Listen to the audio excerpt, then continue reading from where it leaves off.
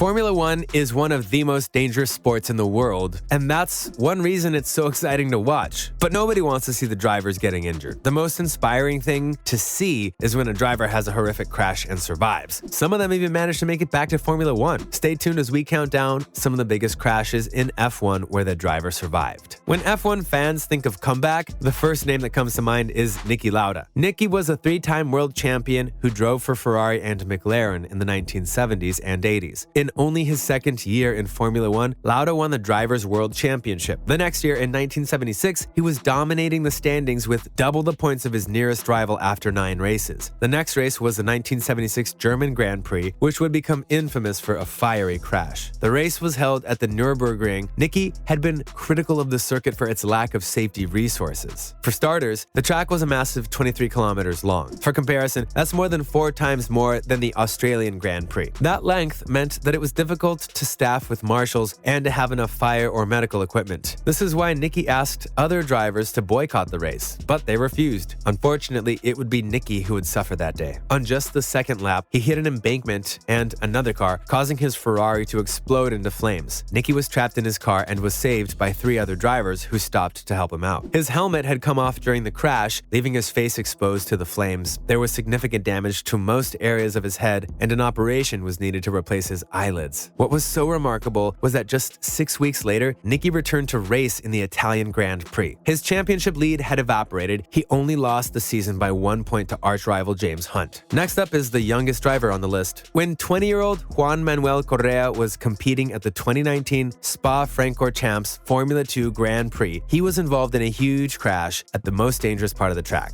Giuliano Alessi, the son of former Formula 1 driver Jean Alessi, had suffered a puncture on the first lap. As a result, he hit the left wall of the big hill on Radilon, causing other drivers to try and avoid the debris on the track. Antoine Hubert, who was trying to avoid another driver slowing down, then went flying into the wall on the right-hand side. His car spun and he went crashing into the side of Juan Manuel Correa. Juan Correa was hit with 65 Gs of force, and both of their cars were torn apart from the impact. Both Antoine Hubert and Juan Correa were airlifted to the closest medical center. Unfortunately, Antoine Hubert died in the accident. As the tributes flowed in, Hubert's close friend Charles Leclerc dedicating his Formula One win that weekend to him. But meanwhile, Correa was in the hospital recovering from the accident. He had fractures in both of his legs and a spinal injury. A week later, Correa was placed into an induced coma after an acute respiratory failure. Almost 2 weeks after that, it was confirmed by Correa's family that he had been taken out of the coma, but he still needed major surgery to save his legs. After a lengthy recovery, Correa returned to racing in 2021 to test for Charouz's racing system. Before long, he was racing in the Formula 3 and had signed to the Sauber Junior team. This next one is not as horrible as some of the other injuries on the list, but it did almost cost Formula One one of its most legendary drivers. It was the first lap of the British Grand Prix in 1999, and the race had barely begun. On the opening lap, a brake failure caused his Ferrari to barrel off the track and over the gravel trap. Schumacher was just a passenger at that point, and the impact with the barrier was so hard that it broke his leg. Speaking after the crash, Schumacher said that he understood that his injury took him out of the title race, but he never blamed the team and instead called it a team mistake. That's no surprise because Schumacher was known for being very involved with the mechanical and technical side of Formula One.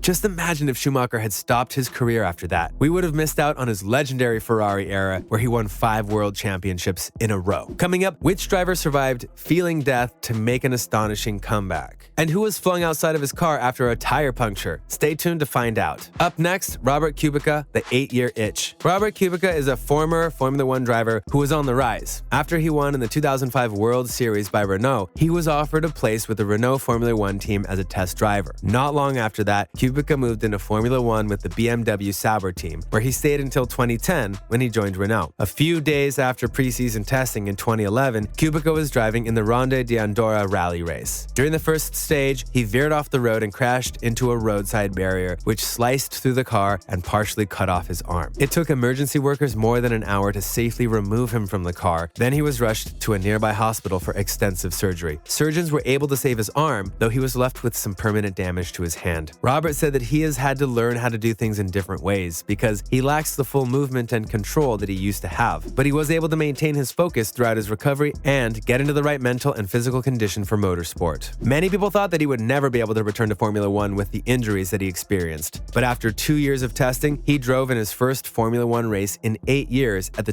2018 Spanish Grand Prix for Williams. He received a hero's welcome, with all of the drivers commenting on how great it was to see Kubica back in a Formula One car. After his first season back, Kubica said that he was thankful for Williams giving him the chance to return to Formula One, but that he was aiming for results rather than to just participate. Now we have Graham Hill. Strap yourself in. Have you ever been told off for not wearing a seatbelt? Well, here's a good reason for you to strap yourself in. British driver Graham Hill found this out the hard way. At the 1969 United States Grand Prix, the British double world champion suffered a serious injury when he was flung outside of his car. He had noticed that his car was not handling well, and the car eventually spun off the track. He then got out of the car to check on the tire before getting back in to take the car to the pits. This would most likely get you disqualified these days, but in the 1960s, there were much fewer safety regulations. His big mistake was when he got back into the car and was unable to put his seatbelt back on. He drove back onto the track, and shortly after, the car flipped when the tire punctured. Hill was thrown out of the car and broke both of his legs. He was able to return to Formula One, but never won another world championship. Hill's life would end tragically when he died in a plane crash in 1975, along with members of his racing team, Embassy Hill. But he is survived by his son, Damon Hill, who also won a Formula One world championship in 1996. Talk about running in the family. Next, Romain Grosjean. If you thought the days of fireball explosions in Formula One were long gone, then you'd be wrong. Safety has come a long way since Niki Lauda's crash, but these things still happen. In the biggest crash in modern Formula One history, Romain Grosjean slammed into the wall at over 250 kilometers an hour at the 2020 Bahrain Grand Prix. The car snapped in two upon impact, and the crash measured 67 G-force. The car immediately burst into flames, and most observers feared the worst. F1 journalist David Tremayne said the last time he saw a fireball like that was in the 1980s. For an agonizing 27 seconds, Grosjean was trapped inside half of the car and surrounded by flames. After struggling a few times to get out, he said that he felt death and was almost at peace with the idea of dying. He then tried a final time and was miraculously able to escape. Images of Grosjean appearing from the flames to jump over the barrier were relieving. Once again, the controversial halo device had come to the rescue. It had stopped the impact of the barrier from hitting Grosjean's head, which would have most likely killed him. The lasting physical damage was mainly on his left hand, and he still felt pain 6 months on, but he learned to adapt. Amazingly, he returned to motorsport the following year to race in IndyCar. Which was your favorite comeback history? Who were you most shocked to see survive their accidents? Let us know in the comments below. And don't forget to subscribe for more videos. Thanks for watching, and we'll see you next time.